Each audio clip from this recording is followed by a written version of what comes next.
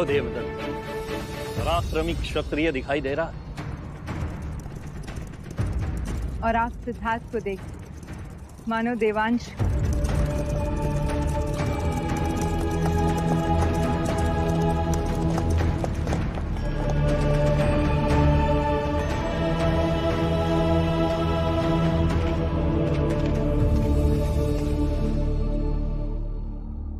सिद्धार्थ का प्रणाम स्वीकार करें राजा दंडपाणि। जीते रहो।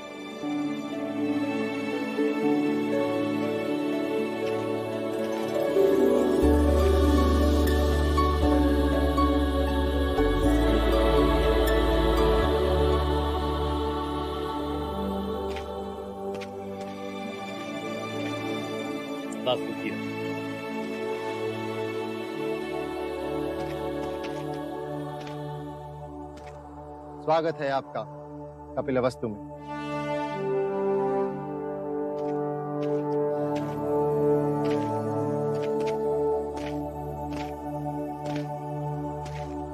यशोधरा, ये तुम्हारे लिए। तुम मेरे लिए कुछ नहीं लाए सिद्धार्थ? मैं जानता था तुम मांग कर लेने वालों में से हो।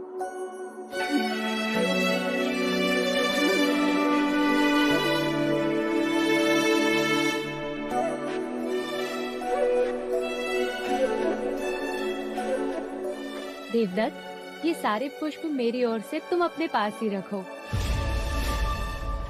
मेरे लिए तो ये एक कमल ही पर्याप्त है।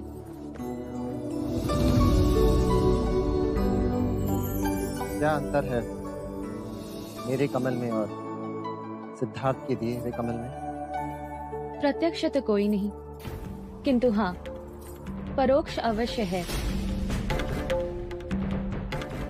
हाँ देवदत्त, ये सारे पुष्प तुमने अपने सेवकों से मंगवाए हैं और सिद्धार्थ स्वयं जाकर लेकर आए हैं। हाँ, देखो, सिद्धार्थ के पैरों में अभी भी मिट्टी लगी है।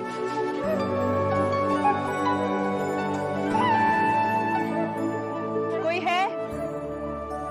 युवराज के पैर धुलाने का प्रबंध किया जाए। चलो सिद्धार्थ।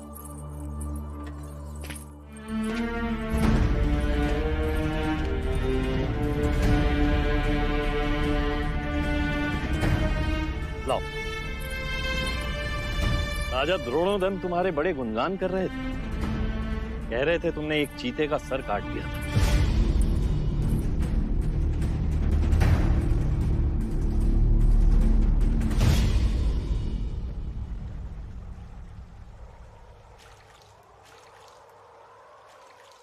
सुना है तुमने रंगभवन में किसी गणिका और कौशलराज के राजदूत का विवाह करवाया है?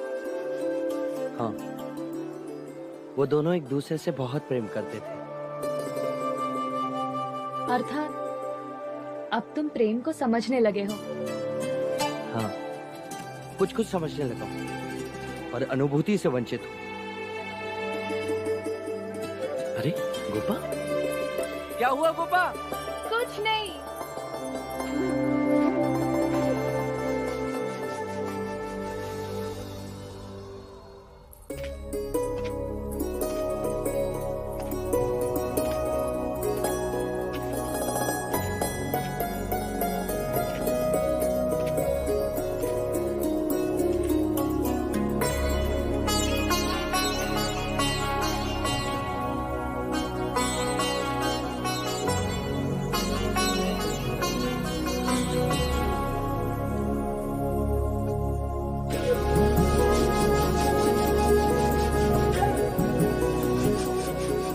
इतने सारे दीपक तुम्हारे आने की खुशी में।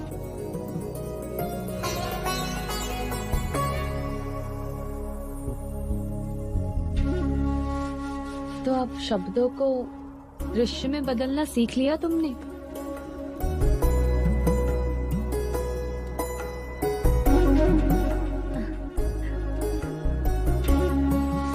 एक प्रश्न करना है तुमसे। करो ना। तुम कह रहे थे कि तुम जान गए हो। क्या?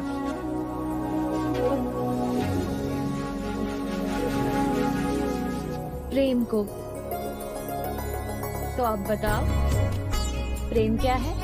सच कहा था तुमने, जल से पतला है प्रेम, प्रकाश से तेज है प्रेम, जो आंखों से होता है, जो हृदय से छलकता है, जो बातों में महकता है, वो प्रेम। प्रेम सब जगह दिखाई देता है। वृक्ष से लिपटी इन लताओं को देखो, हरी झाड़ियों और सरोवर में प्रेम, हंसनी के पीछे हंस का चलना प्रेम, वर्षा ऋतु में मेंढकों का टर टर करना भी प्रेम। अब ये मेंढकों का टर टर बंद करो और कहो, ये प्रेम यदि मनुष्य में हो तो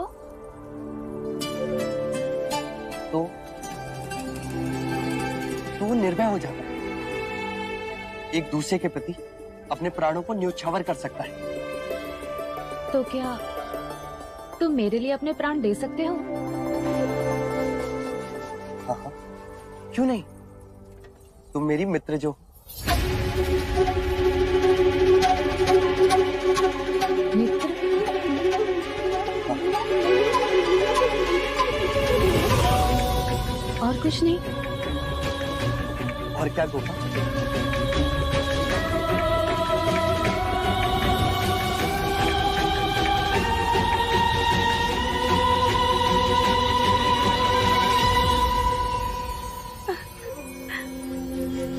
गोपा,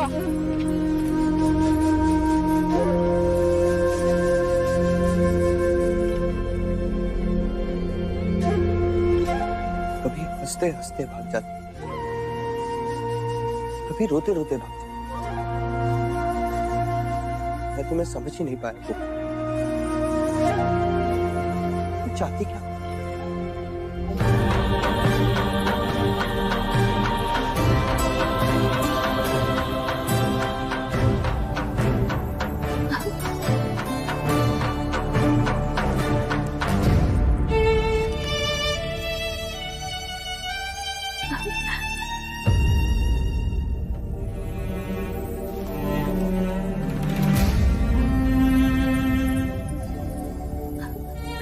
यशोधरा, क्या हुआ?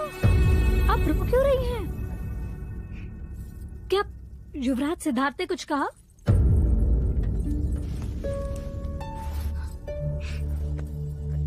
कुछ नहीं।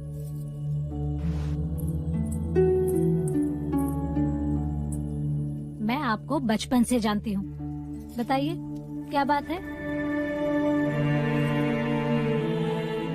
कुछ कहते ही नहीं। जो शब्द मैं सुनना चाहती हूँ, वो शब्द उनके मुख से निकलते ही नहीं। क्या सुनना चाहती हैं आप? यही कि तुम्हारी बहुत याद आई। मैं तुमसे प्रेम करता हूँ। और हमारे युवराज क्या बातें करते हैं? वृक्ष की, लताओं की, सरोवर की, बारिश की, मौसम की, मेंढक की, ज्ञान की और केवल ज्ञान की बातें। प्रेम की तो जैसे कोई अनुभूति ही नहीं है उन्हें।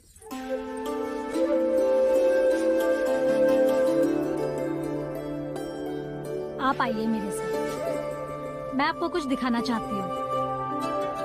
क्या? आप आइए तो सही, आइए। पर तुम मुझे कहाँ ले जाना चाहती हो? आप आइए, आइए।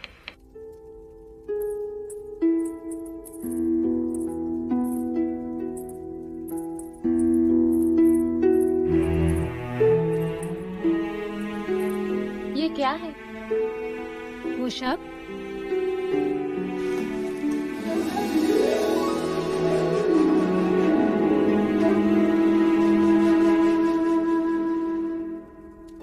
ये तो मेरी प्रतिमा है। ये किसने बनाई? युवराज ने।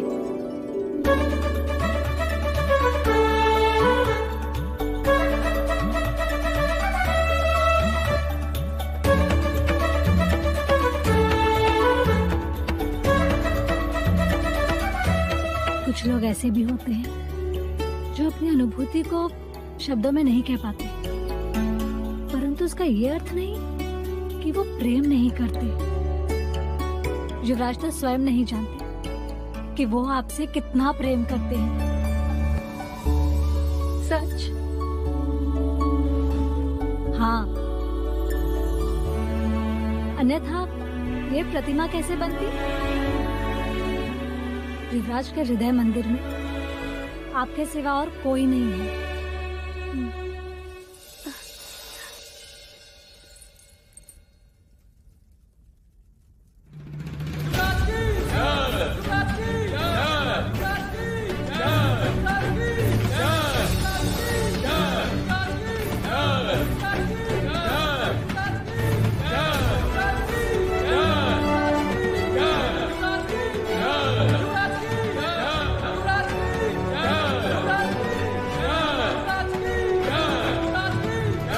शांत हो जाइए, शांत हो जाइए।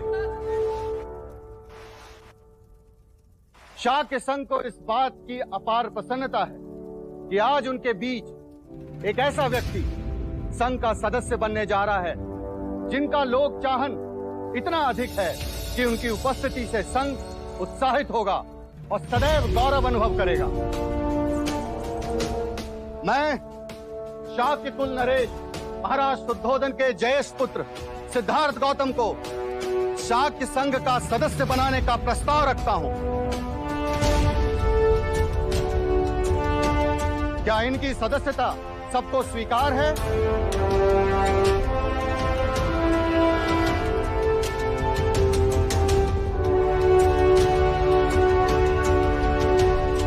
तो क्या यह प्रस्ताव सर्वसम्मति से पारित होता है?